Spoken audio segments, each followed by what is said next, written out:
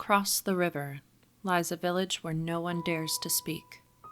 They call it the Voiceless Village, and something there is stealing voices. Only the brave dare listen for its scream.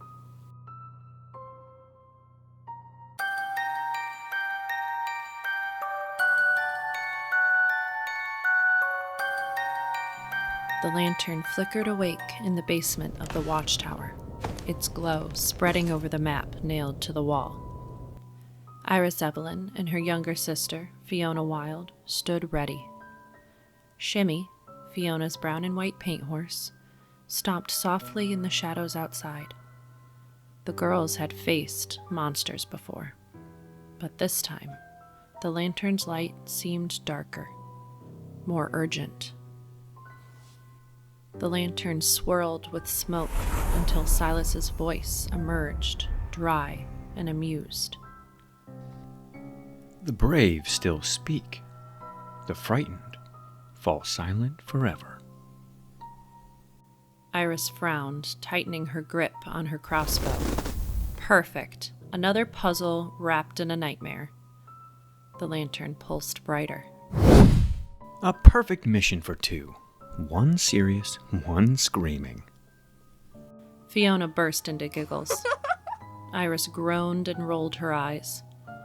You're not funny. Yes, he is. The map shimmered, marking a point across the river. The Voiceless Village. Fog thickened as Shimmy's hooves clattered across the old stone bridge. The river below whispered and hissed. Fiona leaned over the edge. Do you hear that? It's like someone humming. A screech tore through the mist. Faint, but sharp enough to rattle the bridge.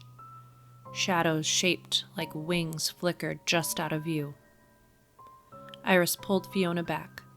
Eyes ahead. If it wants us to look, we won't. The village was dead quiet. Shuttered windows, empty streets. Not a single bird sang. A woman tugged at her child, dragging them inside as the sisters passed. An old man crouched in the dust, scratching frantic words. Don't let it hear you. Fiona whispered anyway. This place is... The man snapped a finger to his lips. Shh! Eyes wide with terror. They were led to the edge of town, to a crooked little cottage.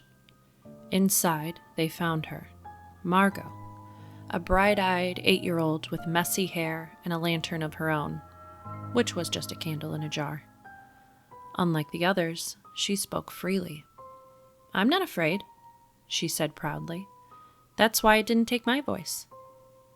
On the table lay her drawing, a jagged, childlike sketch of a monstrous bird with clawed wings and hollow eyes.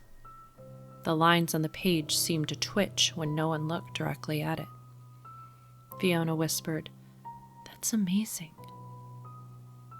That's disturbing, Iris frowned. Margot grinned and rummaged through a drawer, pulling out a folded note. A raven brought me this, from someone named Harper. The girls read, Your bravery keeps you safe. Do not fear it. Fiona's eyes widened. Another hunter! Iris folded the note carefully. Or a warning we don't understand yet. The lantern flickered. Silas's voice, low and wry. Another hunter? She writes better than I do. The cottage walls shook as a scream ripped through the village.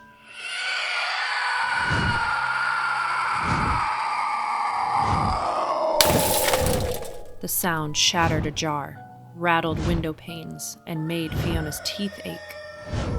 Shadows slashed across the walls, wings too large to fit inside.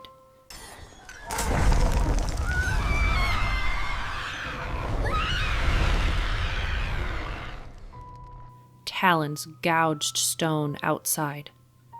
Fiona gasped and clutched her throat as her voice almost vanished. Margot grabbed her hand. "Don't be scared. It can't eat what you don't give it." The screech faded. Silence pressed in once more. Guided by claw marks in the cobblestones, the sisters followed the trail to an abandoned bell tower at the edge of the village. The bell hung cracked and blackened, never to ring again. Fiona touched it and winced. It's like it hates noise. Iris studied deep grooves in the stone. It made sure nothing could drown out its scream. A trap door in the tower floor creaked open. The sisters and Margot descended into a hidden chamber. Shelves lined the walls, stacked with jars of blackened dust. Each one hummed faintly, like a muffled cry. Fiona reached out. The jar whispered. She yelped and nearly dropped it. Iris steadied her. These are voices, stolen voices. One jar pulsed with bright red light. Proof the monster was feeding even now. The lantern flickered. Silas's voice sardonic. Lovely decorations, don't you think? Perhaps take one home. Brighten up your room, Fiona. Fiona snickered. Iris gave the lantern the hardest eye roll of the night. The Quietscreecher struck. Screeches shook the rafters as the sisters and Margot scrambled up the tower. The phantom darted just out of sight. Wings at the edge of vision, claws raking beams. Iris fired her crossbow. The bolt ripped through shadow. Nothing. Fiona's gaze landed on Margot's drawing, clutched in her hand. Harper's words echoed in her head. Do not fear it.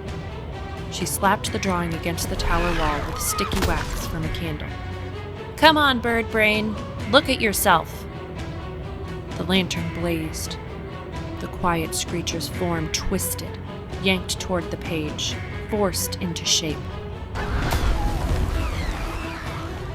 Iris stood tall, shouting fearlessly, You don't scare me! The monster shrieked and lunged. Iris hurled her silvered blade, pinning it through the heart of the drawing.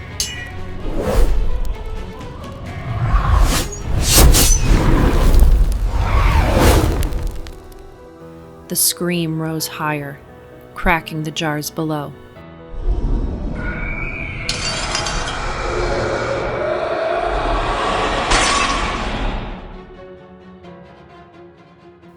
Black dust seeped out like smoke, and then silence. The monster collapsed into ash.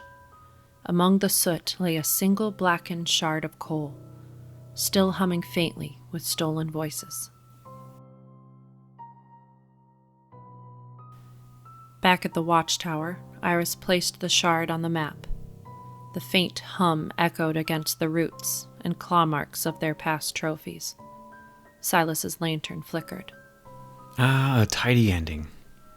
Well, except for that gaping hole where the bell tower used to be. Fiona giggled.